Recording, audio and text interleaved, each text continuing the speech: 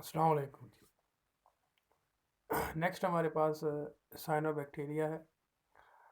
Cyanobacteria को हम blue green LG भी कहते हैं क्योंकि इसके अंदर क्लोरोफिल पिगमेंट मौजूद होता है, जो कि ग्रीन इन कलर होता है। उसके अलावा हमारे पास ब्लू एक पिगमेंट भी मौजूद होता है इसके अंदर, जो कि फोटोसिंथेसिस में बहुत अहम किरदार अदा करता है इसके साथ। तो साइनोबैक्टीरिया हमारे पास, इसका अगर हम साइज़ देखें तो 1 to 10 माइक्रोमीटर जो है इसका साइज़ है। ये यूनिसेलुलर है, एक सेल होता है इनका। ये बाज़ औक़ात कॉलोनी भी बना लेते हैं, फिलामेंट्स भी बना लेते हैं। फिलामेंट्स बनाते हैं जैसे तस्बीह के दाने होते हैं, जैसे तस्बीह होती है उस तरीके से। और उसके इर्द गिर्द म्यूसिलेजिनस शीट होती है, एक चिपचिपी सी जो है एक शीट होती है इन तमाम फिलामेंट के इर्द गिर्द। हम अभी डायग्राम देखेंगे तो इसमें आप पर बात वाज़ेह हो जाएगी। कॉलोनिकल बैक्टीरिया फॉर्म स्मॉल कॉलोनीज, छोटी छोटी सी कॉलोनीज बनाएंगे, जैसे बहुत सारे सेल्स इकट्ठे हो जाते हैं, वही कॉलोनी बना लेंगे। हाँ जी, फिर आगे लिखा हुआ है ट्राइकोम्स। ट्राइकोम्स क्या है, अभी मैंने बताया जैसे कि तस्बीह के दाने होते हैं उस तरीके से हर दाना फ़र्ज़ करें, अगर हम कंसिडर करें तस्बीह का दाना, हर दाना एक सेल है। तो इस तरीके से बहुत सारे जो हैं ये बैक्टीरिया, साइनोबैक्टीरिया के सेल्स आपस में अटैच हो जाते हैं, तो वो स्ट्रक्चर ट्राइकोम कहलाएगा।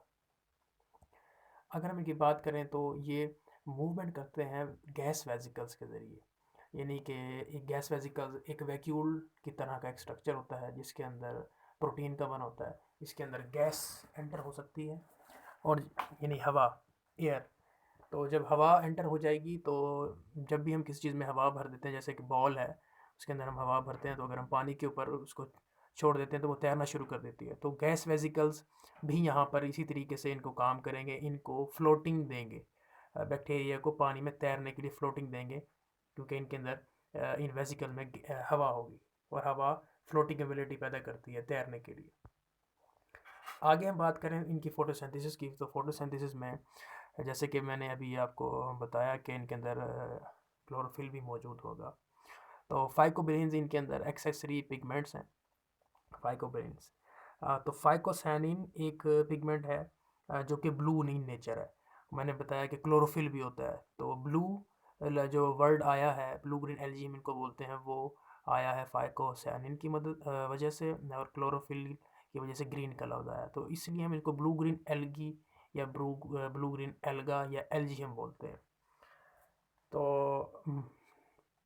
इसके अंदर मज़ीद बात ये है, इसके बाद हमारे पास अगर हम इसको देखें ऊपर से, तो cyanobacteria use phycobilins as accessory pigments. Accessory pigment वो होते हैं जो कि यानी कि मदद फराहम करते हैं दूसरे पिगमेंट्स से। उसके अंदर जो मेन पिगमेंट है वो क्लोरोफिल है। तो ये दरअसल मौजूद होते हैं थाइलाकॉइड की मेम्ब्रेन्स के अंदर। सेल के अंदर थाइलाकॉइड होता है, और वहाँ पर ये जो है थाइलाकॉइड की मेम्ब्रेन के अंदर ये सारे पिगमेंट्स लगे होंगे जो कि सनलाइट को कैप्चर करेंगे। सनलाइट को कैप्चर करने के बाद वहाँ पर इलेक्ट्रॉन ट्रांसपोर्ट चेन चलती है।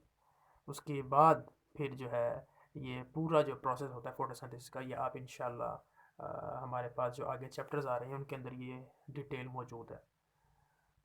एंड पर लिखा हुआ है कि CO2 एसिमिलेट हो जाती है कैल्विन साइकिल में। कैल्विन साइकिल का पूरा एक टॉपिक है इंशाल्लाह, उसके अंदर हम ये मज़ीद डिस्कस करेंगे। तो CO2 जो बाहर से ये लेंगे वो कैल्विन साइकिल के थ्रू जो है वो फिक्स हो जाती है। इस तरीके से फोटोसिंथेसिस का अमल पूरा मुकम्मल हो जाता है। आगे हम बात करें तो ये स्ट्रक्चर के बारे में यहाँ पर बात की गई। साइनोबैक्टीरिया जो है store extra food in form of glycogen की सूरत में ये स्टोर कर लेंगे, और इसके बाद अगर ये रिप्रोडक्शन देखें तो बाइनरी फिशन और फ्रेगमेंटेशन, फ्रेगमेंट्स यानी कि छोटे छोटे से आउटग्रोथ बन जाती है बैक्टीरिया की, वो उस तरीके से रिप्रोड्यूस करते हैं। इसके अंदर कुछ स्ट्रक्चर मौजूद हैं, हार्मोगोनिया, एकाइनेट्स, हेट्रोसिस्ट्स, स्पेशलाइज्ड स्ट्रक्चर्स इन बैक्टीरिया। तो हम इन बैक्टीरिया को अभी डायग्राम में देख लेते हैं। ये हमारे पास एक साइनोबैक्टीरिया का एक फिलामेंट है।